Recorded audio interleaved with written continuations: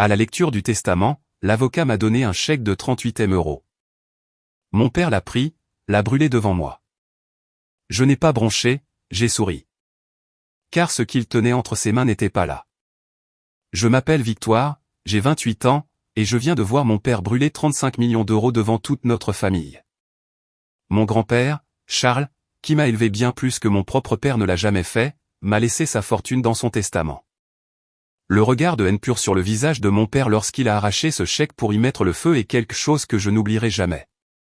Pourtant, je suis restée assise là, souriante, ce qui a encore plus dérouté tout le monde. Grandir en tant que le grand signifiait quelque chose dans notre ville. Mon grand-père, Charles le Grand, n'était pas seulement riche. Il avait bâti les entreprises Le Grand à partir de rien, armé seulement de sa détermination et d'un sens des affaires brillant. Alors que tout le monde voyait le manoir et les voitures de luxe, je voyais l'homme qui m'emmenait manger une glace tous les dimanches après-midi et écouter mes rêves comme s'ils étaient les choses les plus importantes au monde. Victoire, le succès ne se mesure pas à ce que tu possèdes, me disait-il en léchant sa double boulement de chocolat. C'est le fait de créer quelque chose de significatif qui te survivra. Même à 7 ans, je hochais sérieusement la tête pendant que le chocolat coulait sur mes doigts. Ces dimanches étaient sacrés. Nous nous promenions dans le jardin botanique qu'il finançait et il m'apprenait le nom de chaque fleur et de chaque arbre. Parfois, nous restions assis sur notre banc pendant des heures et il me racontait ses débuts dans un minuscule bureau avec seulement 2 employés. Il m'interrogeait sur des concepts commerciaux que je n'aurais pas dû comprendre à cet âge, mais que je saisissais pourtant intuitivement. Mon père, Richard, en revanche, était une ombre complexe dans ma vie. En tant que fils unique de mon grand-père, il avait tout reçu sur un plateau.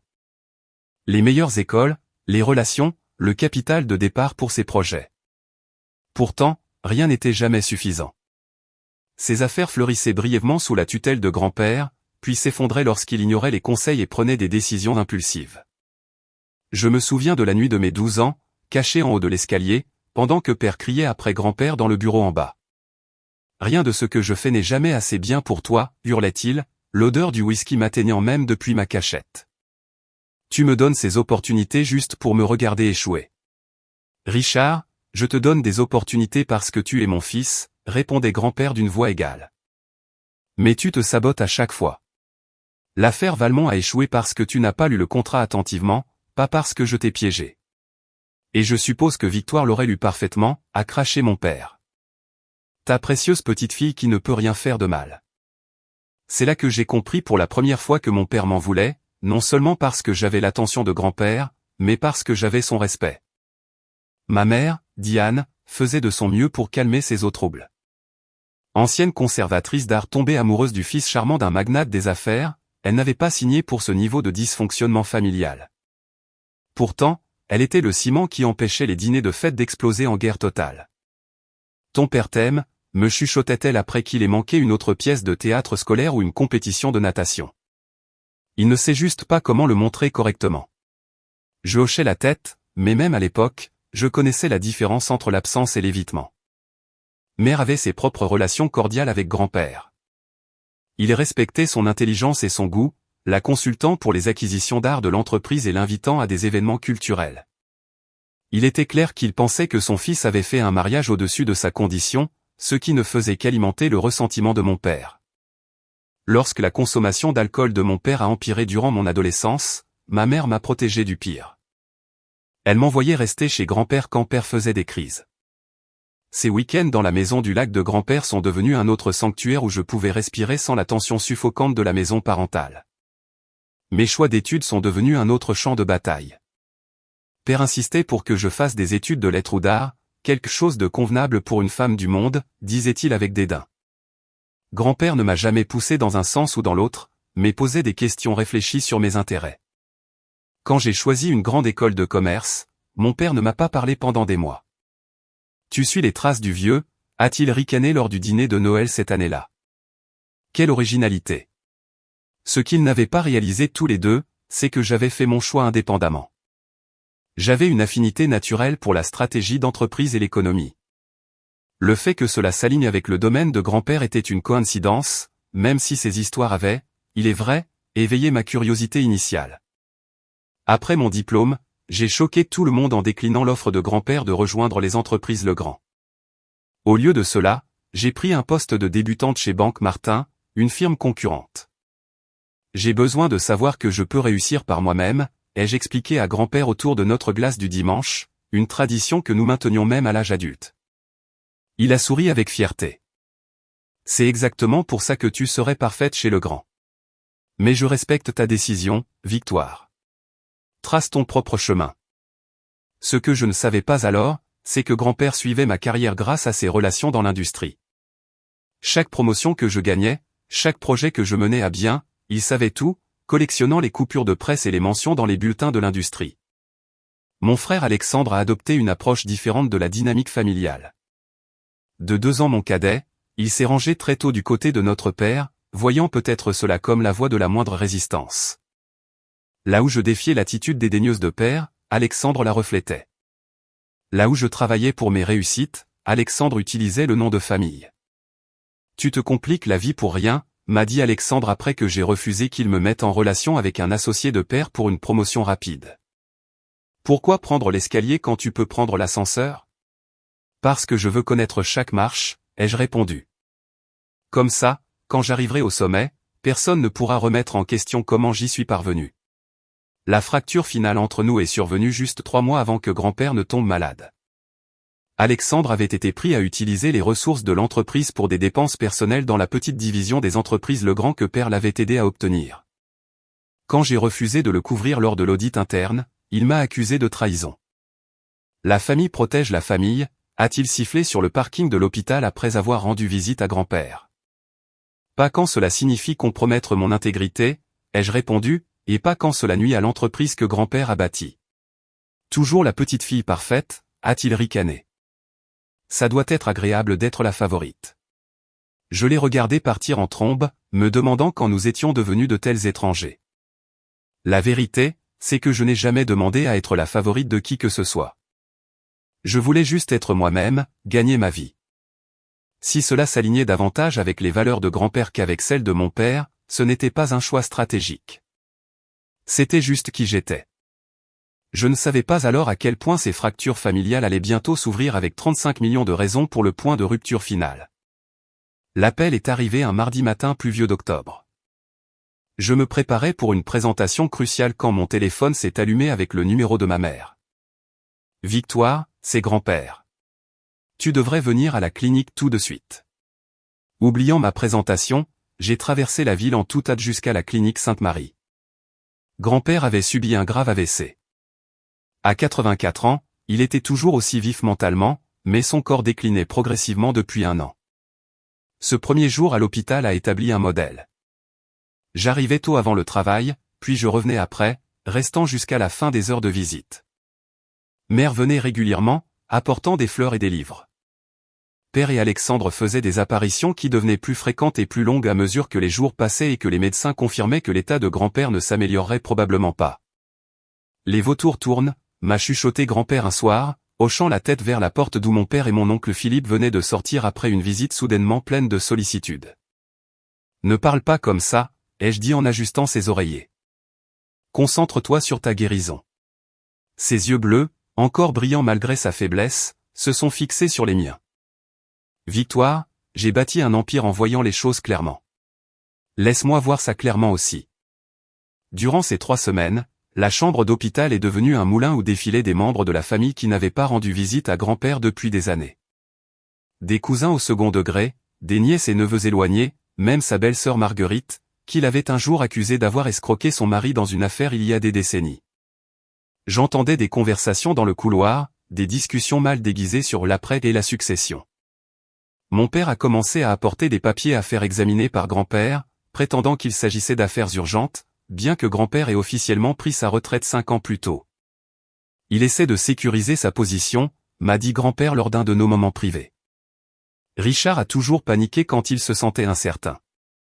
Lors d'une nuit particulièrement difficile, alors que les médecins s'inquiétaient de la baisse du niveau d'oxygène de grand-père, il a demandé aux infirmières de nous laisser seuls. Une fois seul, il a pris ma main avec une force surprenante. Victoire, je dois te dire quelque chose.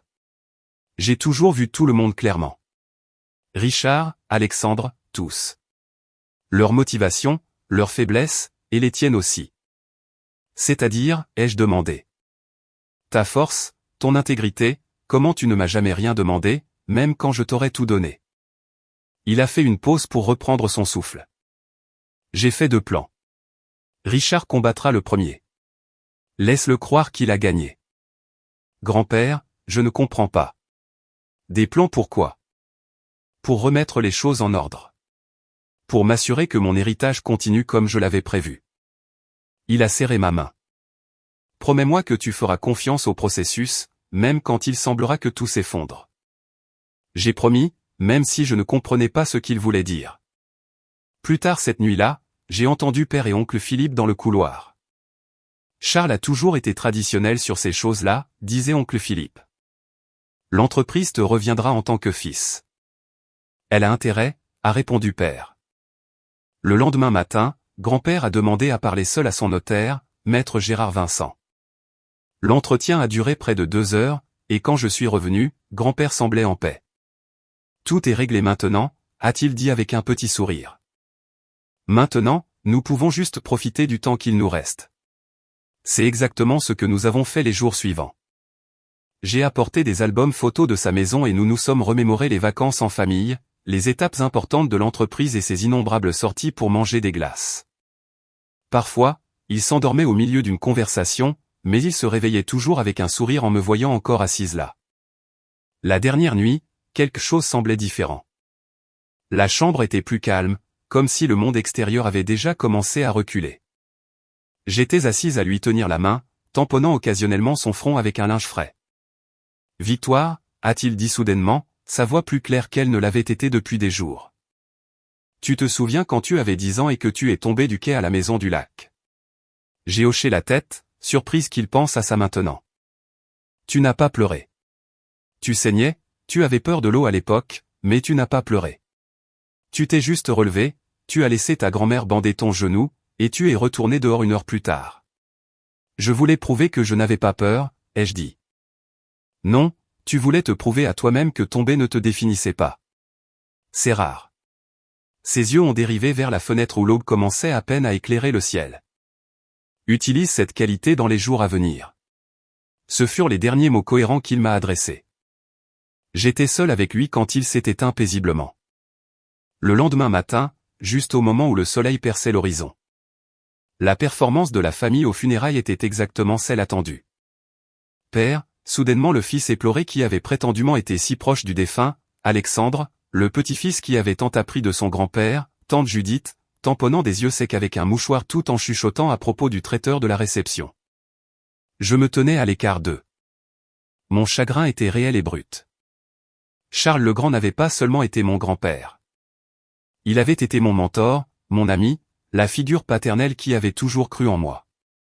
La seule personne qui semblait partager ma peine sincère était maître Gérard Vincent, qui se tenait respectueusement au fond, les yeux étrangement rouges. « Votre grand-père était unique », m'a-t-il dit à la réception. On n'en fait plus des comme lui. Dans les jours qui ont suivi, mon père est devenu de plus en plus anxieux à propos de la lecture du testament prévue le vendredi suivant. Je l'ai entendu au téléphone avec son conseiller financier faire des plans pour restructurer certains actifs. D'ici la semaine prochaine, tout sera réglé, assurait-il à Alexandre lors du dîner 3 jours avant la lecture. Rien que les actions de l'entreprise valent plus de 200 millions d'euros. Nous devrons consolider immédiatement. Mère a croisé mon regard à travers la table, son expression illisible. Plus tard, elle est venue dans ma chambre alors que je me préparais à partir. Victoire, quoi qu'il arrive vendredi, souviens-toi que l'argent change les gens et révèle parfois qui ils étaient vraiment depuis le début. J'ai hoché la tête, pensant qu'elle me mettait en garde contre Père et Alexandre. Ce n'est que plus tard que je réaliserai qu'elle me mettait peut-être aussi en garde contre moi-même. La nuit avant la lecture, je n'ai pas pu dormir. Je me suis assise sur mon balcon en regardant les étoiles et en repensant à toutes ces leçons que grand-père m'avait enseignées sur la valeur, sur le mérite, sur ce qui compte vraiment à la fin. Ce n'est pas une question d'argent, ai-je chuchoté au ciel nocturne. Il n'a jamais été question d'argent. Avec cette pensée, j'ai enfin trouvé assez de paix pour dormir, ignorant la tempête qui nous attendait tous le lendemain matin. Le bureau de grand-père avait toujours été une pièce impressionnante avec ses bibliothèques du sol au plafond, ses meubles en cuir et le bureau massif en chêne où il avait bâti son empire, un contrat à la fois. Maintenant, avec 14 membres de la famille entassés dedans, l'espace semblait plus petit, presque claustrophobique. Père s'était installé dans le fauteuil de grand-père, un geste présomptueux qui a suscité un froncement de sourcils subtil de la part de maître Vincent. Mère était assise à côté de lui, élégante en noir simple, le visage affichant une neutralité étudiée. Alexandre était affalé contre la bibliothèque, tentant de feindre un désintérêt décontracté, mais trahi par ses regards constants à sa montre. Tante Judith et oncle Philippe étaient assis raidement sur le canapé en cuir tandis que les cousins Rachel, Thomas et Stéphanie étaient perchés maladroitement sur des chaises apportées de la salle à manger. La sœur de grand-père, Florence, maintenant âgée de 86 ans, occupait le seul fauteuil du salon, son infirmière veillant derrière elle. J'ai choisi un endroit près de la fenêtre, légèrement à l'écart des autres. Le soleil du matin réchauffait mon dos alors que maître Vincent disposait ses documents sur le bureau, demandant gentiment à Père de libérer le fauteuil pour qu'il puisse mener la procédure correctement. Avant de commencer, a dit maître Vincent une fois que tout le monde fut installé, je tiens à préciser que Charles était tout à fait sain d'esprit lorsqu'il a pris ses dispositions, avec 2 médecins indépendants confirmant sa clarté cognitive. Ces documents ont été exécutés conformément à la loi avec tous les témoins appropriés. Il a regardé Père avec insistance en ajoutant, ils sont juridiquement contraignants et incontestables. La mâchoire de Père s'est serrée, mais il n'a rien dit. Maître Vincent a commencé par les petits legs. 10 000 € à chacun des membres du personnel de maison ayant servi grand-père plus de 5 ans. 100 000 € à son ancienne école pour un fonds de bourse d'études. Sa collection de livres rares à la bibliothèque municipale. À ma sœur Florence, à lui maître Vincent, je lègue ma maison de vacances au Cap Ferret et une rente viagère de 75 000 € par an. Tante Florence a hoché la tête, sans surprise. Elle et grand-père étaient restés proches toute leur vie. À mes neveux et nièces, a poursuivi maître Vincent, je laisse 25 000 € chacun, avec 50 000 € supplémentaires à ceux qui obtiendront un diplôme de master. Les cousins Rachel et Thomas ont échangé des regards tandis que Stéphanie fixait ses mains. À la femme de mon fils Richard, Diane, la voix de maître Vincent s'est légèrement adoucie. Je lègue ma collection d'art du 19e siècle, qu'elle a toujours appréciée plus profondément que quiconque dans la famille, ainsi que 500 000 € à utiliser à sa discrétion. Le calme de ma mère a vacillé un instant, ses yeux s'écarquillant avant qu'elle ne reprenne rapidement le contrôle. La main de mon père s'est posée de manière possessive sur son genou. À mon petit-fils, Alexandre, a continué maître Vincent, je laisse 1 million d'euros qui sera bloqué sur un compte jusqu'à son 35e anniversaire, avec des distributions trimestrielles des intérêts seulement jusqu'à cette date. De plus, je lui lègue ma collection de voitures anciennes avec la stipulation qu'aucun des véhicules ne pourra être vendu pendant une période de 10 ans. Alexandre s'est redressé, son expression mêlant satisfaction et calcul. 1 million était substantiel, mais clairement moins que ce qu'il espérait. Maître Vincent a fait une pause, buvant une gorgée d'eau avant de continuer. La pièce était devenue tendue, tout le monde conscient que les actifs majeurs, les actions de l'entreprise, le patrimoine immobilier principal et le gros des liquidités n'avaient pas encore été abordés. Concernant les entreprises Legrand, a dit maître Vincent, amenant Père à se pencher avidement en avant, l'entreprise que j'ai bâtie à partir de rien et qui a été l'œuvre de ma vie. Père planait pratiquement au-dessus de son siège. J'ai déterminé que 51% des droits de vote seront placés dans une fiducie avec des directives spécifiques pour la gestion de l'entreprise à suivre par les mandataires. Les 49% d'actions restants. Nous y étions. Les mains de Père tremblaient littéralement. Sont par la présente léguée à ma petite-fille, Victoire Legrand. La pièce est devenue complètement silencieuse. J'ai senti les yeux de tout le monde se tourner vers moi, mais j'ai gardé mon regard sur maître Vincent, sûr d'avoir mal entendu. Le visage de mon père avait viré à une teinte rouge alarmante. C'est absurde, a-t-il explosé, se levant si brusquement que sa chaise s'est renversée en arrière. Je suis son fils, son seul fils. J'ai travaillé à ses côtés pendant 30 ans. Maître Vincent est resté calme. Si vous me permettez de finir, Richard, il y a un message spécifique de votre père concernant cette décision. Je n'ai pas besoin d'entendre ses excuses. Père criait maintenant. C'est de la manipulation d'outre-tombe. Il essaie de nous contrôler même dans la mort. Richard, a dit mère doucement. S'il te plaît, assieds-toi et laisse maître Vincent finir. En explication de cette décision, a continué maître Vincent une fois que Père eut redressé sa chaise à contre-cœur et se fut rassis. Charles a laissé ces mots, j'ai vu Victoire devenir une personne intègre, intelligente et compatissante. Les 3 qualités les plus importantes pour la bonne gestion de la richesse. Elle a fait ses preuves non pas en cherchant mon approbation ou mes actifs, mais en traçant son propre chemin et en s'en tenant à ses principes même quand c'était difficile. Ce sont les qualités nécessaires pour assurer que les entreprises Legrand continuent de prospérer et que mon héritage soit utilisé pour un impact positif. Le silence qui a suivi ces mots était assourdissant. J'ai ressenti un mélange complexe d'émotions. Choc, gratitude, chagrin et un sentiment écrasant de responsabilité. C'est des conneries, a finalement dit Alexandre. Elle l'a manipulé quand il était vulnérable. Victoire passait à peine du temps avec lui jusqu'à ce qu'il tombe malade, a ajouté Père, sa voix dangereusement basse. Pendant ce temps, j'ai consacré ma vie à cette entreprise. Maître Vincent a soupiré. Si je peux me permettre, Richard, selon les registres de l'entreprise, Victoire rendait visite à votre père à son bureau chaque vendredi pour le déjeuner tout au long de ses études et l'appelait chaque semaine, même après avoir pris un emploi dans une autre firme.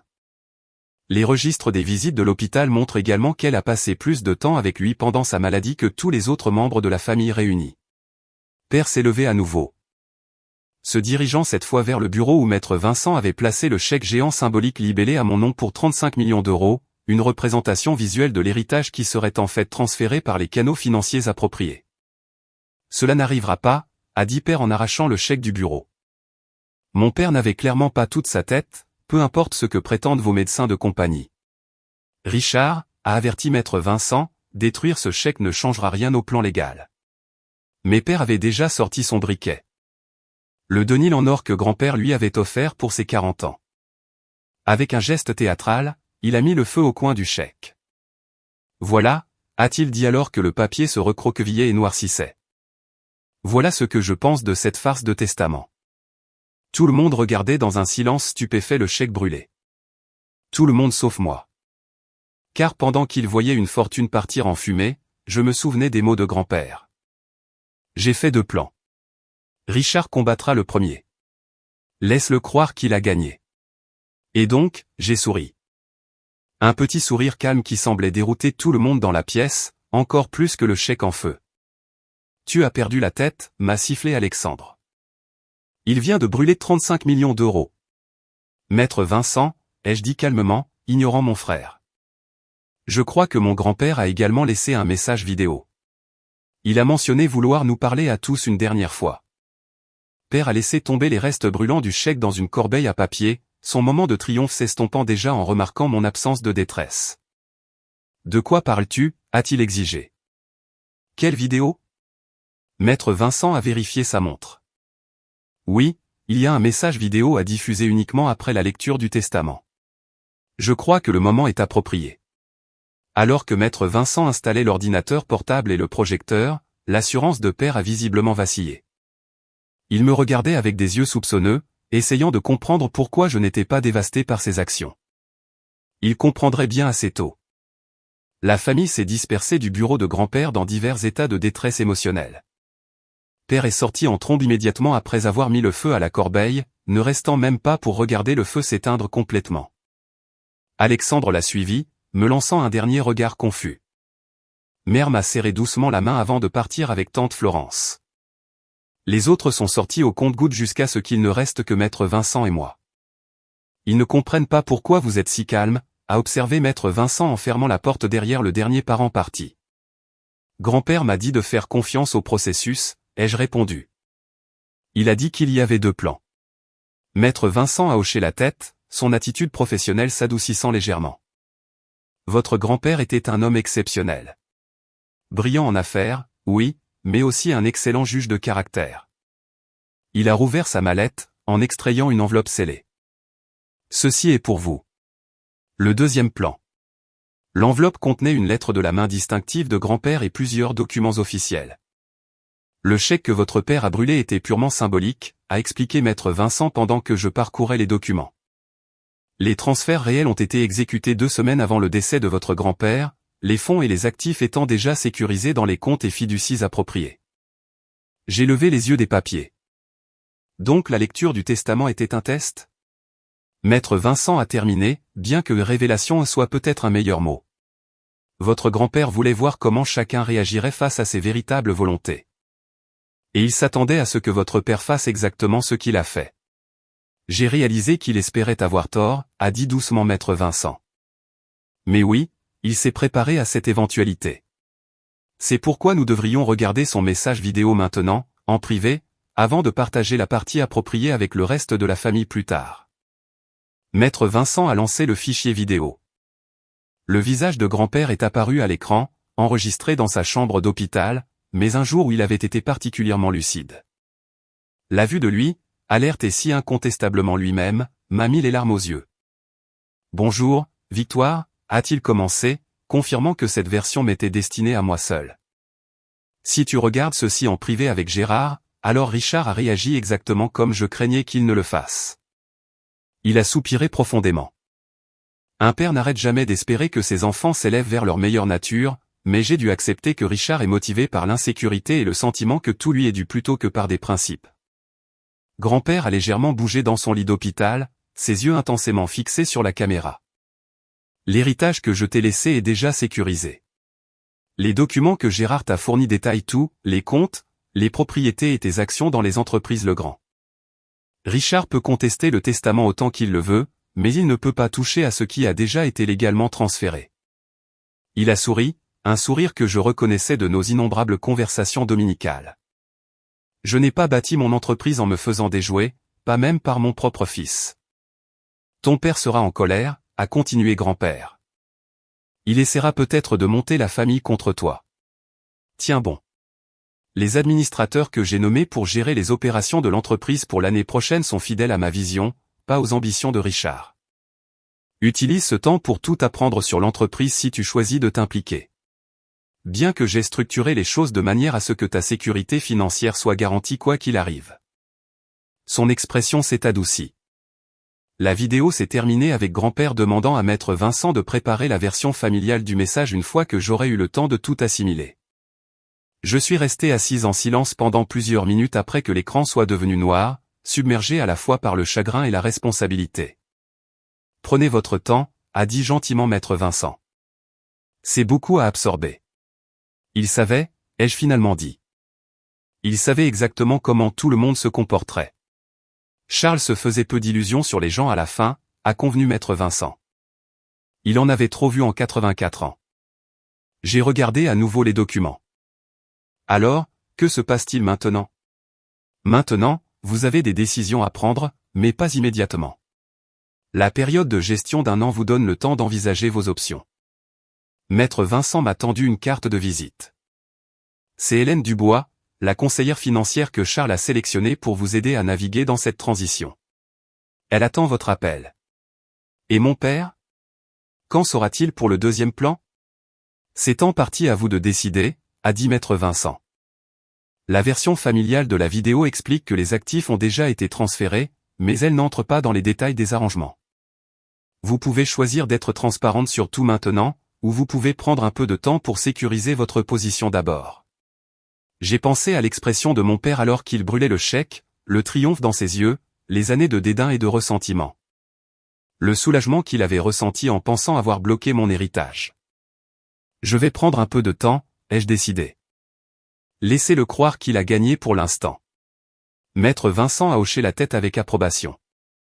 Votre grand-père pensait que vous diriez cela, a-t-il dit. Vous comprenez que parfois, le meilleur mouvement commercial est la patience.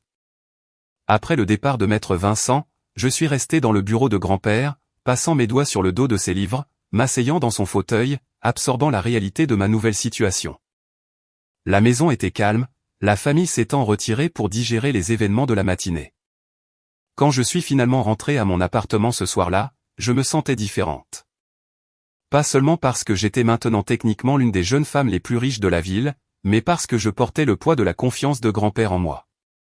Sa conviction que je prendrais de bonnes décisions, sa certitude que j'honorerais son héritage.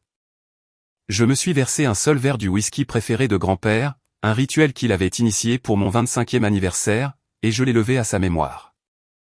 Je promets de te rendre fier, ai-je chuchoté à la pièce vide. Pas de ce que j'ai, mais de ce que j'en fais. Cette nuit-là, je n'ai appelé personne. Je n'ai pas fait la fête. Je me suis assise avec mes pensées, faisant des listes mentales de priorités et de principes qui guideraient mes prochaines étapes. J'ai pensé à Père, à Alexandre, à Mère, aux employés de l'entreprise dont les moyens de subsistance étaient maintenant en partie ma responsabilité. Au matin, j'avais le début d'un plan. Pas seulement pour gérer l'héritage, mais pour gérer les retombées familiales qui allaient sûrement arriver. Grand-père m'avait donné plus que de la richesse. Il m'avait donné du temps, de la sécurité et la confiance de sa foi en moi. Maintenant, je devais prouver que sa foi était justifiée. La semaine suivant la lecture du testament s'est déroulée exactement comme je l'avais prévu. Père m'évitait complètement, ne reconnaissant même pas ma présence lorsque nous nous croisions dans le couloir de la maison familiale où j'étais venu récupérer quelques affaires personnelles. Alexandre alternait entre un silence froid et des remarques cinglantes sur les cadeaux immérités. Seule Mère maintenait une normalité, bien que la fatigue se lise autour de ses yeux. Il voit des avocats, m'a-t-elle confié lors d'un déjeuner rapide mercredi. 3 cabinets différents jusqu'à présent. Il est convaincu qu'il peut faire annuler le testament. Est-ce ce que tu veux, lui ai-je demandé directement. Elle a serré les dents pensivement. Ce que je veux, c'est que cette famille guérisse, mais je ne pense pas que ce soit possible tant que certaines vérités n'auront pas été affrontées. Elle m'a regardé dans les yeux. Ton père a vécu dans l'ombre de ton grand-père toute sa vie. Maintenant, il va devoir vivre dans la tienne aussi. Ce ne sera pas facile pour lui. J'ai hoché la tête, comprenant ce qu'elle voulait dire. La fierté de mon père avait toujours été sa faiblesse, et maintenant elle était mise à l'épreuve de la manière la plus douloureuse possible. Ce qu'aucun d'eux ne savait, ce que maître Vincent et moi avions convenu de garder privé temporairement, c'est que pendant que père rencontrait des avocats qui allaient finalement le décevoir, je rencontrais Hélène Dubois et les administrateurs que grand-père avait nommés. J'apprenais la véritable étendue de l'entreprise familiale, ses opérations, ses défis et ses opportunités. Charles était préoccupé par plusieurs décisions récentes que Richard a fait passer au conseil, m'a expliqué Hélène lors de notre deuxième réunion, me montrant des projections financières qui semblaient terriblement instables. L'acquisition de Westridge l'inquiétait particulièrement. L'entreprise a contracté une dette importante et les projections de revenus semblent optimistes. Ce qui veut dire fabriquer ? Ai-je traduit. Ce qui veut dire que quelqu'un devrait vérifier les chiffres indépendamment, a corrigé Hélène diplomatiquement. Dès le vendredi, des rumeurs d'un audit imminent ont commencé à circuler au sein des entreprises Legrand. Je l'ai appris non pas par la famille, mais par Jeanne, l'ancienne assistante de direction de grand-père, qui m'a appelé directement. Victoire, il se passe quelque chose au bureau. Des auditeurs externes sont arrivés ce matin sans préavis. Ton père ne le prend pas bien. Je l'ai remercié pour l'information, sans surprise. Les administrateurs avaient mentionné leur intention de mener un examen approfondi des finances de l'entreprise. Ce à quoi je ne m'attendais pas, c'était la rapidité avec laquelle la façade soigneusement construite par mon père commencerait à s'effriter. Le dîner de famille ce dimanche-là fut un cours magistral de tension. Père est arrivé en retard, échevelé et sentant légèrement le whisky. Alexandre n'arrêtait pas de vérifier son téléphone nerveusement. Mère maintenait une conversation agréable sur des sujets futiles, une compétence qu'elle avait perfectionnée au fil de décennies de dysfonctionnement familial. Alors, a finalement dit Père, posant sa fourchette avec une force excessive, je suppose que tu as entendu parler de l'audit.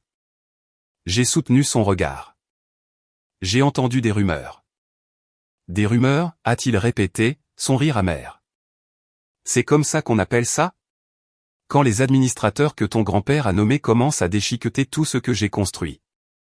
Est-ce que tu l'as construit, pourtant ? Les mots sont sortis de ma bouche avant que je puisse me raviser. Des années de frustration refoulée trouvant enfin une voie. Où est-ce que grand-père l'a construit et tu as juste pris le crédit ? Alexandre a inspiré brusquement. Mère a fermé les yeux brièvement. Tu ne connais rien aux affaires, a craché Père. Rien sur ce qu'il faut pour diriger une entreprise de cette taille. Tu as joué à la carrière avec ton poste de débutante pendant que je gardais les entreprises Legrand rentables depuis des décennies. Vraiment, ai-je demandé doucement. Parce que l'audit préliminaire ne suggère pas que ce soit vrai. Son visage a pâli. Que sais-tu des résultats de l'audit ? Je n'ai rien dit, laissant son imagination combler le silence. C'est ton œuvre, a-t-il accusé. D'une manière ou d'une autre, tu as orchestré tout ça. Tu as retourné les administrateurs contre moi. Richard, a interjeté Mère. Victoire n'aurait pas pu. Ah non? Il s'est tourné vers Mère maintenant. Elle manipule le vieux depuis des années. Tous ses déjeuners privés, ses visites le week-end. Elle jouait sur le long terme alors qu'on pensait qu'elle était juste sentimentale. L'injustice de son accusation m'a piqué, mais j'ai gardé une expression neutre. Je l'aimais, c'est tout. Oh, épargne-nous ça, a sauté Alexandre. On sait tous que tu étais sa favorite. Maintenant tu as tout et on se retrouve avec des miettes. 1 million d'euros, ce n'est pas vraiment des miettes, Alexandre, ai-je souligné. Comparé à 35 millions plus la moitié de l'entreprise, si, a-t-il riposté. L'entreprise qui est actuellement sous audit pour irrégularité financière, lui ai-je rappelé.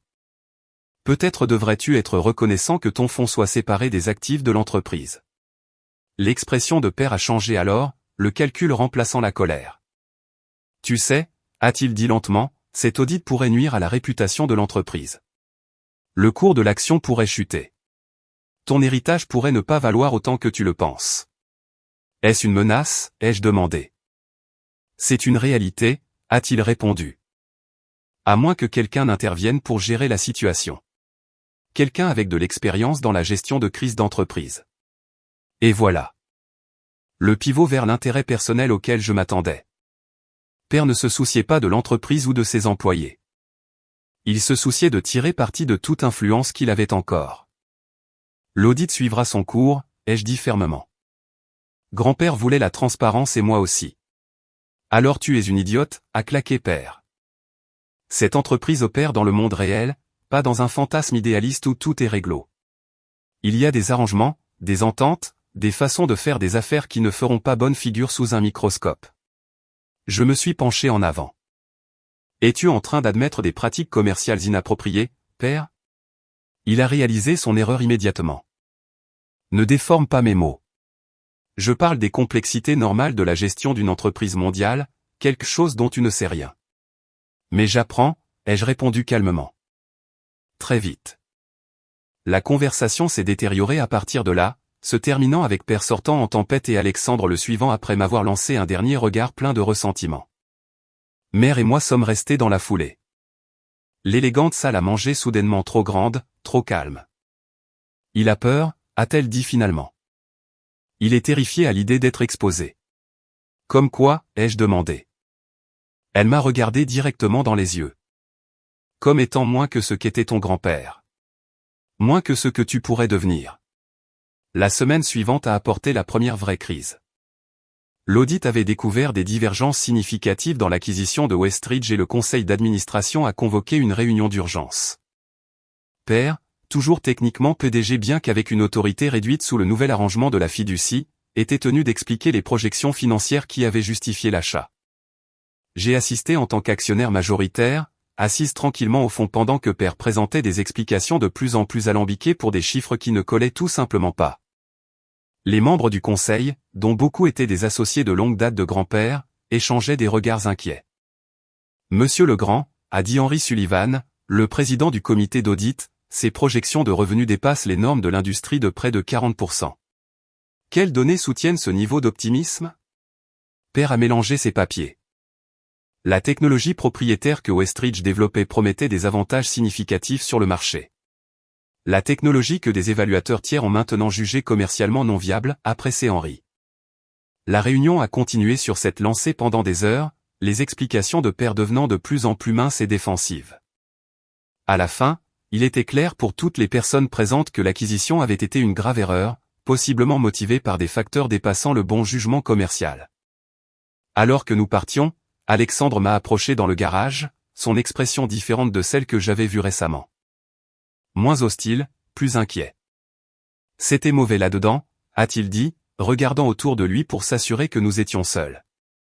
Oui, ça l'était, ai-je convenu. Savais-tu? Avant aujourd'hui. J'ai étudié le visage de mon frère, essayant de jauger sa sincérité. Je savais qu'il y avait des problèmes. Je ne connaissais pas l'étendue. Il a hoché la tête, passant une main dans ses cheveux dans un geste rappelant grand-père. Papa boit plus, beaucoup plus depuis avant la mort de grand-père, en fait. Je ne suis pas surprise, ai-je dit. Il a pris de mauvaises décisions, a admis Alexandre. L'affaire Westridge. Il l'a fait passer parce que le propriétaire est son copain de golf. Le type était désespéré de vendre et papa voulait l'aider. Ce n'est pas comme ça qu'on prend des décisions d'affaires, ai-je dit. Je sais, a répondu Alexandre, me surprenant. Je l'ai toujours su. C'était juste. Plus facile de suivre le mouvement. Nous sommes restés dans un silence gêné un moment. Victoire, je sais que nous n'avons pas été proches, surtout ces derniers temps, mais je m'inquiète de ce qui va se passer ensuite.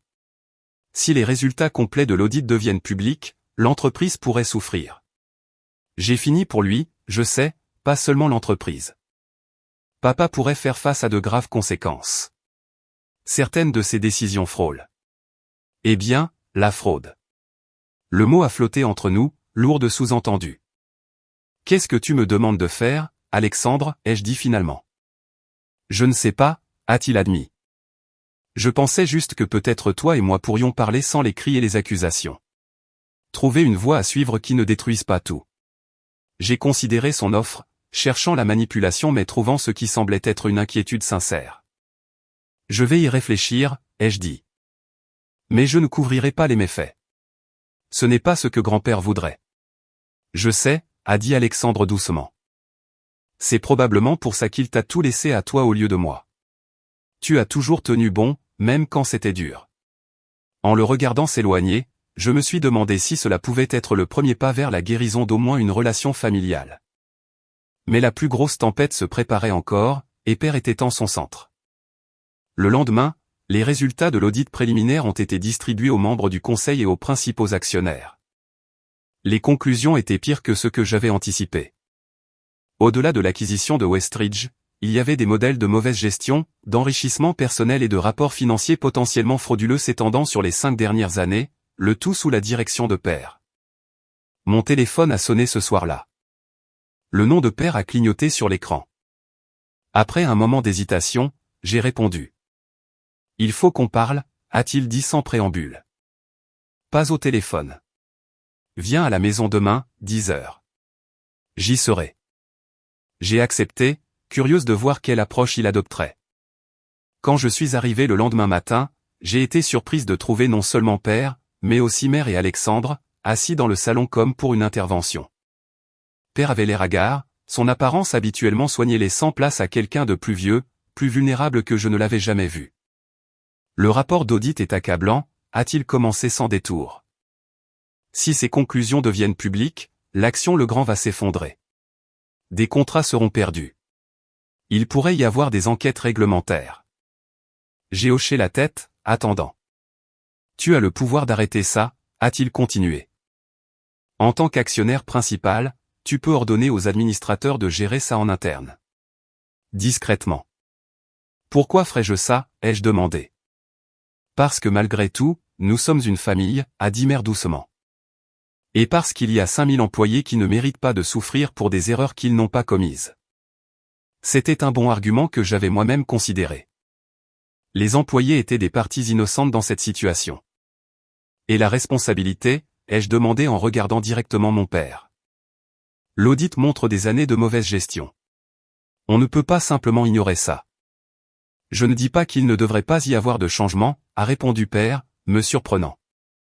Je dis que ces changements ne doivent pas s'accompagner d'une humiliation publique et de potentielles accusations criminelles.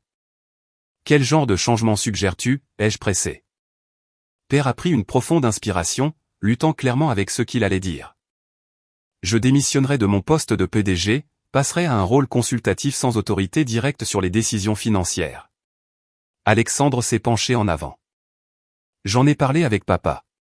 Nous pourrions faire venir un PDG intérimaire de l'extérieur, quelqu'un avec une forte réputation de gouvernance d'entreprise, pour montrer aux actionnaires et aux partenaires que nous sommes sérieux au sujet des réformes. J'ai regardé entre eux. Sentant qu'il y avait plus. Et nous aurions besoin de capital pour régler la situation Westridge, a admis Père.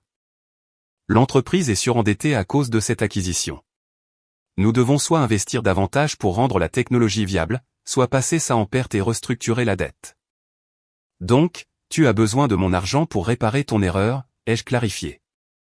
J'ai besoin de ton aide pour sauver l'entreprise que notre grand-père a bâtie, a contré Père, sa voix montant légèrement avant qu'il ne se reprenne visiblement. Victoire, je sais que nous avons une eau différente. Je sais que je n'ai pas toujours été le père que tu méritais, mais il ne s'agit plus de moi ou de toi, ou même de Charles. Il s'agit de préserver ce qu'il a créé. Je l'ai étudié, cherchant la manipulation, l'angle d'attaque. Mais tout ce que je voyais, c'était un homme fatigué confrontant enfin ses échecs. Je vais y réfléchir, ai-je dit finalement. Mais je veux une transparence totale dorénavant. Plus de secrets. Plus d'affaires douteuses. D'accord, a dit Père immédiatement. Et je veux un siège au comité exécutif, ai-je ajouté. Pas juste au conseil d'administration. Je veux être impliqué dans les décisions majeures. Père a hésité, mais Alexandre a hoché la tête. C'est logique. C'est toi qui as le plus à perdre maintenant. Je vais examiner le rapport d'audit complet et consulter les conseillers financiers que grand-père a nommés, ai-je dit en me levant pour indiquer que la conversation était terminée. Je vous ferai connaître ma décision dans la semaine. Alors que je me tournais pour partir, Père m'a appelé. Victoire, merci d'avoir écouté. J'ai fait une pause à la porte. Je n'ai encore rien accepté. Je sais, a-t-il dit. Mais tu aurais pu refuser de même en discuter. Tu es plus comme lui que je ne l'ai jamais été. Ce n'était pas tout à fait des excuses, mais venant de Richard le Grand, c'était peut-être la chose la plus proche d'un aveu de respect que je recevrai jamais. En m'éloignant en voiture, j'ai réalisé que la dynamique de pouvoir dans notre famille avait changé irrévocablement. Pour la première fois, Père venait vers moi pour obtenir de l'aide plutôt que l'inverse. La question était maintenant, qu'allais-je faire de ce pouvoir? Après une semaine de réunions intensives avec des conseillers financiers, des administrateurs et des experts en gouvernance d'entreprise, j'ai pris ma décision. L'approche ne serait pas celle que Père attendait, pas une opération de nettoyage discrète qui préserverait sa dignité tout en résolvant les problèmes qu'il avait créés. Au lieu de cela, j'ai formulé une intervention stratégique qui traiterait les problèmes de l'entreprise tout en établissant un nouvel ordre. J'ai convoqué une réunion officielle du conseil, m'assurant que tous les membres seraient présents. Père est arrivé semblant plus posé qu'il ne l'avait été récemment, s'attendant clairement à ce que j'ai accepté sa proposition. Alexandre était assis à côté de lui, ajustant nerveusement sa cravate. Quand mon tour est venu de parler, je me suis levé et me suis adressé à la salle avec une confiance qui semblait à la fois naturelle et étrange, comme si l'esprit de grand-père avait fusionné avec le mien. Après un examen attentif des conclusions de l'audit et consultation avec des experts financiers, je suis prêt à faire un investissement en capital significatif pour résoudre les problèmes identifiés, ai-je commencé. L'expression de Père s'est détendue légèrement. Cependant, ai-je continué, cet investissement s'accompagne de conditions. Premièrement, j'achèterai des actions supplémentaires de la trésorerie de l'entreprise à un taux favorable, augmentant ma participation à 65%. Des murmures ont circulé autour de la table. L'expression détendue de Père a disparu. Deuxièmement, je propose une restructuration complète de la direction exécutive. Richard le Grand passera à un rôle consultatif non exécutif sans autorité opérationnelle ni pouvoir de signature. Attends une minute, a commencé Père, mais Henry Sullivan l'a coupé. Laissez Mademoiselle le Grand finir sa proposition, Richard. Le conseil a besoin d'entendre le plan complet. J'ai hoché la tête avec gratitude vers Henry. Un PDG intérimaire sera nommé de l'extérieur de l'entreprise. J'ai déjà identifié plusieurs candidats avec une forte expérience de redressement. De plus, un nouveau directeur financier sera engagé pour mettre en œuvre des contrôles financiers et des structures de rapport appropriées. J'ai exposé le reste de mon plan méthodiquement, le calendrier pour traiter la débâcle de Westridge, la stratégie de communication pour les actionnaires et les partenaires, les réformes de gouvernance pour prévenir des problèmes similaires à l'avenir. Tout au long de ma présentation, le visage de Père est passé du choc à la colère, et finalement à une reconnaissance rancunière. Quand j'ai fini, le président du conseil a ouvert la discussion. Plusieurs membres ont exprimé leur soutien immédiatement, clairement soulagés que quelqu'un prenne des mesures décisives. D'autres ont soulevé des questions sur des éléments spécifiques auxquels j'ai répondu avec la minutie que grand-père avait toujours valorisée. Finalement, Père a parlé. Ce plan m'écarte effectivement de l'entreprise que je dirige depuis 15 ans. L'entreprise que tu as mal gérée pendant au moins 5 de ces années, ai-je corrigé doucement. Ce n'est pas punitif, Père. C'est nécessaire pour que les entreprises le grand survivent et prospèrent. Et si je m'oppose à ce plan, a-t-il défié. Alors je retire mon offre d'investissement, ai-je répondu calmement. Les conclusions de l'audit deviennent publiques. Les autorités de régulation reçoivent notre entière coopération et l'entreprise fait face aux conséquences, quelles qu'elles soient. La pièce est devenue silencieuse alors que tout le monde absorbait les implications. Tu prends l'entreprise en otage, a dit Per, la voix basse. Je lui offre le salut, ai-je contré. Avec des conditions qui la protègent de nouveaux dommages. Alexandre, qui était resté silencieux jusqu'à présent, a finalement parlé. Papa, elle a raison. C'est la meilleure option que nous ayons. La tête de Per a claqué vers lui, la trahison évidente dans son expression. J'ai vu les chiffres, a continué Alexandre. On ne peut pas réparer ça nous-mêmes. Et le plan de victoire garde la famille aux commandes, juste. Des membres différents de la famille. Le vote, quand il est venu, a été décisif. Le Conseil a approuvé ma proposition presque à l'unanimité, Per émettant le seul vote dissident. Alors que la séance était levée, il est sorti en trombe sans parler à personne. Alexandre s'est attardé, m'approchant avec hésitation. C'était impressionnant, a-t-il dit. Grand-père aurait été fier. Merci, ai-je répondu, traitant encore l'énormité de ce qui venait de se passer. Il ne te pardonnera pas facilement, a averti Alexandre, hochant la tête vers la porte par laquelle Per venait de sortir. Il ressentira cela comme la trahison ultime. Je sais, ai-je dit. Mais c'était la bonne chose pour l'entreprise, pour l'héritage de grand-père. Et pour Per aussi, même s'il ne peut pas encore le voir, a ajouté Alexandre. De cette façon, il n'y a pas de disgrâce publique, pas de conséquences juridiques. Il devrait te remercier.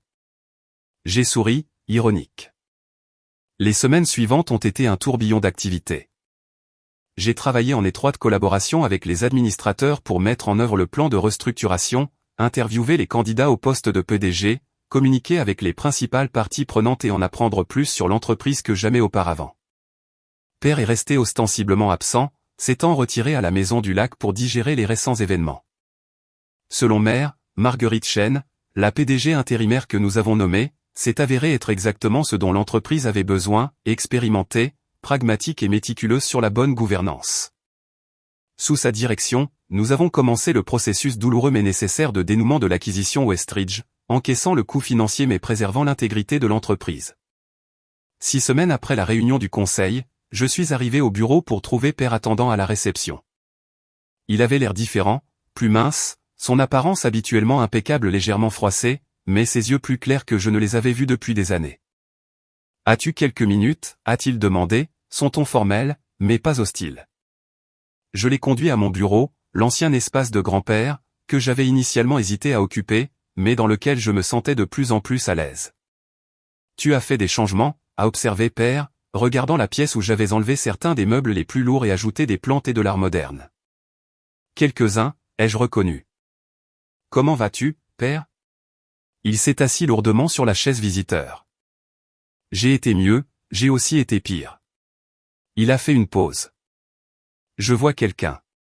Un thérapeute, ai-je demandé, surprise. Une suggestion de ta mère, a-t-il admis. Cela m'a tellement surprise que je n'ai pas répondu immédiatement. Il m'aide à voir certaines choses plus clairement, a continué Per. Sur moi-même, sur la façon dont j'ai géré. Eh bien, tout. C'est bien, ai-je dit prudemment. J'ai été injuste envers toi, a-t-il dit brusquement. Pendant des années. J'en voulais à ta relation avec mon père. J'étais jaloux de la facilité avec laquelle tu as gagné son respect alors que j'ai passé des décennies à essayer et à échouer. Je suis restée silencieuse, sentant qu'il avait besoin de continuer. J'ai fait beaucoup d'erreurs, Victoire. En affaires, en famille. L'alcool a aggravé les choses, mais ça a commencé bien avant ça. Il a regardé ses mains. Je suis sobre depuis 30 jours maintenant. Un jour à la fois, comme on dit. Félicitations, ai-je dit sincèrement.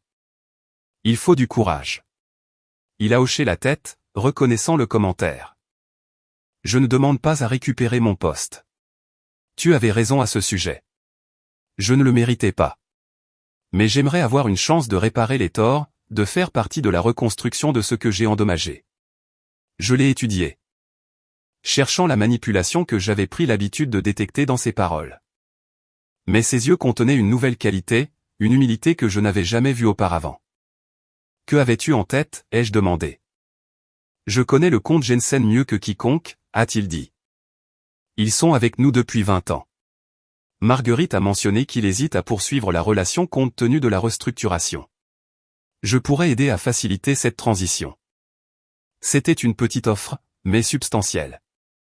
Le comte Jensen était important et Père avait effectivement la plus longue relation avec eux.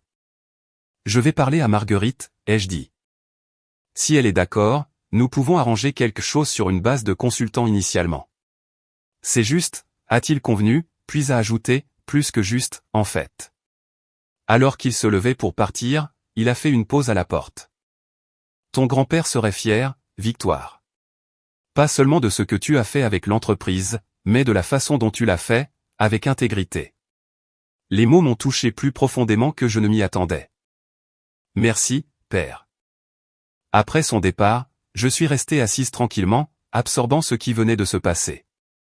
Ce n'était pas le pardon. Pas encore. Il y avait trop d'histoires, trop de blessures encore en cours de guérison. Mais c'était un début. Cette même semaine, la presse économique a eu vent de notre histoire de restructuration. Les Échos ont publié un article intitulé « Entreprise Legrand, le nouveau chapitre d'une dynastie familiale », qui peignait un tableau étonnamment sympathique de notre situation. Des sources proches de l'entreprise décrivent une transition de pouvoir réfléchie de la deuxième à la troisième génération, lisait-on dans l'article. Alors que des rumeurs d'irrégularités financières ont provoqué les changements, les analystes de l'industrie ont loué l'approche transparente et décisive adoptée par Victoire Legrand, petite-fille du fondateur Charles Legrand. L'attention médiatique a apporté des avantages inattendus. D'autres jeunes cadres m'ont contacté pour partager des expériences similaires de défis d'entreprise familiale. Des écoles de commerce ont demandé des études de cas. J'ai même reçu une invitation à parler lors d'une conférence sur la gouvernance d'entreprise. À travers tout cela, j'ai essayé de maintenir la perspective que grand-père m'avait inculquée, les affaires, c'était plus que le profit.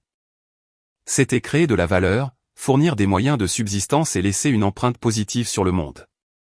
Dans mes moments les plus intimes, je me demandais parfois si mes actions avaient été motivées en partie par un désir de vengeance, pour montrer à Père et Alexandre que j'étais capable de tout ce qu'ils pensaient que je n'étais pas. Mais à mesure que les mois passaient et que l'entreprise se stabilisait sous la nouvelle direction, ces pensées reculaient. Ce n'était pas une question de vengeance. C'était une question de responsabilité envers l'entreprise, ses employés, l'héritage de grand-père et, finalement, envers moi-même.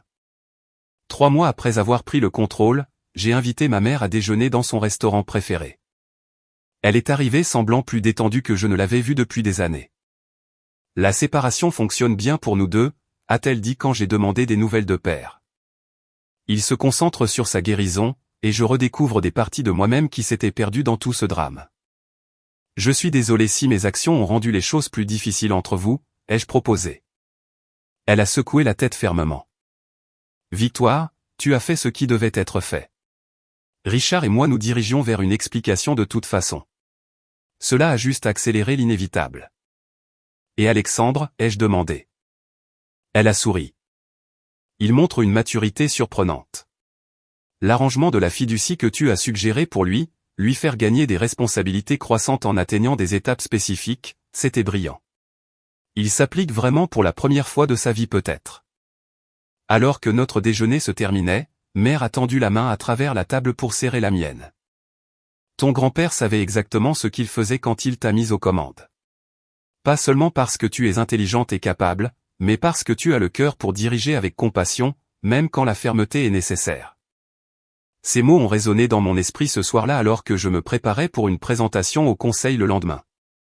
6 mois après notre restructuration, les entreprises Legrand montraient de forts signes de reprise. Le cours de l'action s'était stabilisé, les clients clés avaient été retenus et le moral des employés s'améliorait sous la direction de Marguerite. Les médias m'avaient surnommé l'héritière réticente en raison de mon parcours professionnel initial séparé de l'entreprise familiale. Le surnom m'amusait. Je n'avais jamais été réticente à travailler dur ou à défendre mes principes, mais j'avais été réticente à revendiquer le pouvoir qui venait avec la richesse et la position, ne sachant pas si je le méritais ou si je pouvais l'exercer de manière responsable. Maintenant, en examinant les rapports trimestriels qui montraient que notre entreprise prenait un tournant, je ressentais une confiance tranquille. Pas la certitude arrogante que Père avait toujours projetée, ni l'attente de droit qu'Alexandre avait démontrée, mais quelque chose de plus ancré. La connaissance que j'étais là où je devais être, faisant ce que j'étais censé faire. Grand-père avait vu ce potentiel en moi bien avant que je ne le reconnaisse moi-même. Son cadeau n'avait pas été seulement la richesse financière. Cela avait été l'opportunité de découvrir ma propre capacité de leadership, de prendre des décisions difficiles et finalement de créer un changement positif. Cette nuit-là, j'ai rédigé un email à Père l'invitant à prendre un café la semaine suivante. Pas au bureau, mais au petit café où grand-père et moi avions l'habitude de nous arrêter après notre rituel de la glace du dimanche. Il était temps pour une nouvelle conversation. Pas sur le passé, mais sur l'avenir que nous pourrions bâtir ensemble différemment d'avant. En appuyant sur envoyer, je me suis souvenu de ce moment dans le bureau où Père avait brûlé le chèque, et j'ai simplement souri. Il ne s'agissait pas de savoir qu'il y avait un plan de secours. Il s'agissait de reconnaître que la véritable richesse n'était pas dans ce papier qu'il avait réduit en cendres. Elle était dans les leçons, les valeurs et la force que grand-père m'avait aidé à développer toute une vie. Certains héritages ne peuvent pas être brûlés, peu importe l'intensité de la flamme. Un an après la lecture du testament qui avait tout changé, je me tenais à l'étage exécutif rénové des entreprises Legrand, regardant l'horizon de la ville. L'entreprise avait non seulement survécu mais prospérait sous la nouvelle structure de direction. Marguerite Chen avait accepté le poste de PDG permanent après sa période intérimaire réussie, moi servant en tant que présidente exécutive du conseil.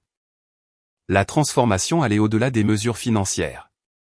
Nous avions mis en œuvre les initiatives de durabilité longtemps souhaitées par grand-père, amélioré les avantages sociaux des employés et établi une fondation pour soutenir l'éducation dans les communautés défavorisées. La culture d'entreprise était passée de l'environnement basé sur la peur que Père avait créé à un environnement d'innovation, de collaboration et d'intégrité. Mademoiselle Legrand, la voix de mon assistante Sophie a interrompu mes réflexions. La réunion trimestrielle de direction va commencer. J'ai hoché la tête, rassemblant mes notes. Ces réunions trimestrielles avaient été mon innovation, réunissant les chefs de département de tous les niveaux pour assurer que la communication circulait librement dans toute l'organisation. La réunion d'aujourd'hui inclurait un visage familier mais toujours surprenant, mon père. La réhabilitation de Richard Legrand, tant personnelle que professionnelle, avait été un processus lent et imparfait. Après 9 mois de sobriété et de thérapie constante, il avait accepté un rôle limité se concentrant sur les relations clients où ses décennies d'expérience s'avéraient précieuses sans lui donner d'autorité financière. Notre relation restait compliquée, mais nous avions établi un respect professionnel prudent qui laissait parfois entrevoir la possibilité d'une guérison personnelle. En entrant dans la salle de conférence, j'ai fait un signe de tête à Père, qui était assis au milieu de la table plutôt qu'en bout de table, comme il l'aurait exigé autrefois. Il a rendu le salut avec un sourire petit mais sincère. La réunion s'est déroulée efficacement avec des mises à jour de chaque division et une discussion réfléchie sur les défis à venir. Quand Père a parlé de l'expansion du compte Jensen, il l'a fait avec professionnalisme et déférence envers le processus, un contraste frappant avec son ancien style impérieux. Après, alors que les gens sortaient, il m'a approché prudemment. Ça s'est bien passé, a-t-il offert. Le plan d'expansion européen est solide. Marguerite et l'équipe ont fait un excellent travail dessus, ai-je convenu. Un silence gêné s'est étiré entre nous avant qu'il ne parle à nouveau. Victoire, je voulais te faire savoir que j'assisterai au service commémoratif demain, si cela te convient. Demain marquait le premier anniversaire du décès de grand-père. J'avais organisé un service privé au jardin botanique qu'il avait aimé, suivi de l'inauguration d'une nouvelle bourse d'affaires en son nom.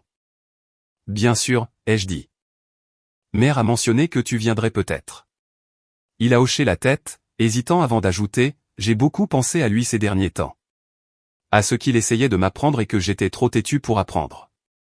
Il m'a regardé directement dans les yeux. J'essaie d'apprendre ces leçons maintenant. Mieux vaut tard que jamais, je suppose. Je pense qu'il apprécierait cela, ai-je répondu prudemment. Père semblait sur le point d'en dire plus, puis a simplement hoché la tête à nouveau et est parti, me laissant avec des émotions mitigées. Sa transformation semblait authentique, mais des années de manipulation m'avaient appris la prudence. Pourtant, grand-père avait toujours cru aux secondes chances, prudemment données et soigneusement surveillées. Ce soir-là, j'ai retrouvé Alexandre pour dîner dans un restaurant calme du centre-ville. notre relation avait subi peut-être l'évolution la plus surprenante. Initialement amer de ce qu'il percevait comme du favoritisme, il avait finalement reconnu l'opportunité dans la fiducie structurée que grand-père avait établie pour lui. L'entreprise de restauration de voitures anciennes d'école, a-t-il rapporté avec enthousiasme autour des entrées. Il s'avère que toutes ces heures que grand-père a passées à m'enseigner ces vieux moteurs sont restées. Il serait ravi que tu mettes ces connaissances à profit, ai-je dit sincèrement. La transformation d'Alexandre avait commencé peu après l'éviction de père, quand il avait finalement reconnu les schémas toxiques qui l'émulaient. Libéré de l'influence immédiate de père, il avait trouvé sa propre voie. Ironiquement, en embrassant la passion de grand-père pour les automobiles classiques que père avait toujours rejeté comme un passe-temps inutile. On m'a offert une place aux enchères rétromobiles l'année prochaine, a-t-il continué. Ce niveau de reconnaissance dans la communauté de la restauration est énorme. C'est fantastique, Alexandre. Vraiment. Il m'a étudié un moment. Tu sais, je t'en ai voulu si longtemps. J'étais convaincu que tu avais d'une manière ou d'une autre manipulé grand-père pour qu'il te favorise. Et maintenant, ai-je demandé, curieuse de sa perspective. Maintenant, je comprends qu'il ne faisait pas de favoritisme. Il reconnaissait quelque chose en chacun de nous que nous ne pouvions pas voir nous-mêmes. Alexandre a fait tourner son verre de vin pensivement. Pour toi, c'était la capacité de leadership. Pour moi, c'était des compétences créatives et techniques que je n'ai jamais valorisées parce que père ne le faisait pas. Sa perspicacité m'a surprise. C'est remarquablement lucide. 2 ans de thérapie, ça aide, a-t-il répondu avec un sourire d'autodérision. Il s'avère que la fiducie n'était pas faite pour me contrôler. C'était pour me donner le temps de me trouver sans pression. Notre conversation a continué, touchant au retour florissant de mère dans le monde de l'art, au rétablissement continu de père et au service commémoratif à venir.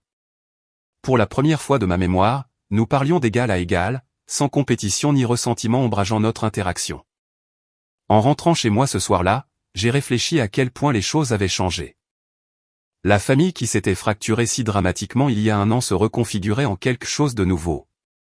Pas parfait, mais peut-être plus sain qu'elle ne l'avait jamais été. Le service commémoratif le lendemain était tout ce que grand-père aurait voulu, digne, mais pas sombre, axé sur la continuation plutôt que sur la fin. Nous nous sommes réunis dans la roseraie où lui et moi avions passé d'innombrables dimanches après-midi, l'air d'octobre vif et clair. Quand est venu le moment pour moi de parler, j'ai regardé les visages assemblés, famille, employés, associés d'affaires et amis. Charles Legrand comprenait que le véritable héritage ne se mesure pas en euros, ai-je commencé. Il se mesure en impact sur les gens, sur les communautés, sur l'avenir. Il a bâti une entreprise prospère, oui, mais plus important encore, il a bâti des liens. Il a investi dans le potentiel. Il voyait des possibilités là où d'autres ne voyaient que des obstacles. J'ai jeté un coup d'œil à père assis raidement mais attentivement à côté de mère, et à Alexandre qui hochait la tête de manière encourageante. Il y a un an, nous nous sommes réunis pour entendre ses dernières volontés. Certains d'entre nous ont été surpris par ses décisions. Cela a valu quelques sourires complices de ceux familiers avec la lecture dramatique du testament. Mais avec le recul, j'ai fini par comprendre que son dernier acte était en fait sa plus grande leçon, que la richesse sans sagesse est vide de sens, et que le véritable héritage concerne les valeurs, pas les objets de valeur. Après la conclusion du service formel, je me suis éclipsé pour visiter la tombe de grand-père en privé. La simple pierre tombale, comme il l'avait demandé, ne portait que son nom, les dates et la phrase « Il a construit plus qu'il n'a pris ». Nous allons bien, lui ai-je dit doucement, plaçant des fleurs fraîches près de la pierre. L'entreprise est forte. La famille guérit. Lentement, mais elle guérit quand même. J'ai souri, imaginant son hochement de tête satisfait.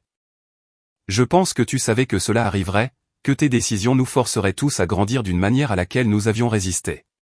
Une brise légère a fait bruisser les arbres voisins, et je l'ai prise comme sa réponse.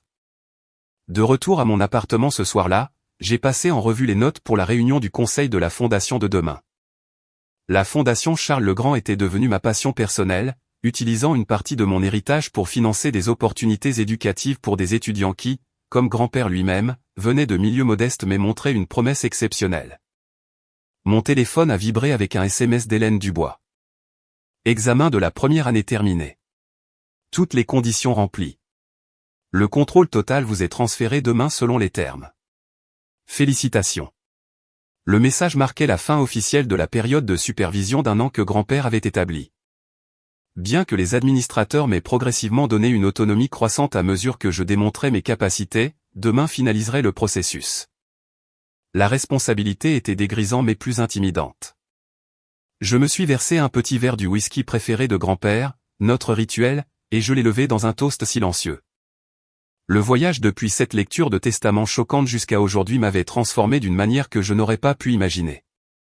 J'avais découvert une force que je ne savais pas posséder, une sagesse que je n'avais pas réalisé avoir absorbée, et la capacité de diriger avec à la fois fermeté et compassion. Le chemin n'avait pas été facile. Il y avait eu des nuits blanches à lutter avec des décisions difficiles, des moments de doute sur mes capacités et des confrontations douloureuses avec des membres de la famille. Mais à travers tout cela, je m'étais accroché au principe que grand-père avait modélisé, intégrité, persévérance et le courage de tenir bon quand c'était nécessaire. Le fait que père ait brûlé ce chèque, sa tentative théâtrale de bloquer mon héritage, semblait maintenant presque comiquement futile. Pas parce que l'argent avait déjà été sécurisé grâce à la prévoyance de grand-père, mais parce que le véritable héritage n'avait jamais été l'argent du tout. Il s'agissait de caractère, de valeur et de vision. Des choses qui ne pouvaient pas être détruites par le feu ou la rancune. Mon sourire à ce moment-là n'avait pas été de la suffisance ou la connaissance d'un secret, bien que ce soit ce que tout le monde avait supposé. Cela avait été une reconnaissance, soudaine et profonde, que grand-père m'avait préparée exactement pour cette épreuve. Qu'en essayant de me blesser, père avait en fait révélé précisément pourquoi grand-père m'avait choisi comme successeur. Le lendemain matin, je me suis réveillé tôt et je suis allé courir le long du sentier de la rivière où grand-père et moi avions souvent marché. La ville s'éveillait à peine, le lever du soleil peignant les bâtiments d'or et de promesses. À notre banc, je me suis arrêté pour reprendre mon souffle et j'ai regardé l'eau s'écouler. Constante mais toujours changeante, comme l'entreprise qu'il avait bâtie et confiée à mes soins. La vie continuerait d'apporter des défis. Je savais que le monde des affaires était imprévisible. La guérison familiale était rarement linéaire. Et la croissance personnelle ne finissait jamais vraiment. Mais je faisais face à ces perspectives avec une confiance tranquille qui avait été durement gagnée au cours de cette année de transformation. La richesse que grand-père m'avait laissée offrait sécurité et opportunité. Mais son plus grand cadeau avait été de croire en moi avant que je ne croie pleinement en moi-même. En voyant mon potentiel et en créant des circonstances qui me forçaient à relever des défis, il m'avait donné quelque chose de bien plus précieux que de l'argent. Il m'avait donné la chance de découvrir ma propre force. En quittant le parquet en me dirigeant vers la maison pour me préparer pour la journée à venir, j'ai pensé à ce moment dans le bureau une dernière fois, les visages choqués, le chèque en feu, mon sourire inattendu. Dans les flammes de la colère de mon père, je n'avais pas vu la destruction. J'avais vu l'illumination. Le feu n'avait pas consumé mon héritage. Il avait révélé sa vraie nature. Certaines leçons ne peuvent être apprises que par le feu. Certaines forces ne peuvent être découvertes que par le défi. Et certains sourires ne concernent pas ce qui a été gagné, mais ce qui ne pourra jamais être enlevé. J'avais perdu mon grand-père, mais je m'étais trouvé moi-même. Et cela, je le savais, était exactement ce qu'il avait prévu depuis le début.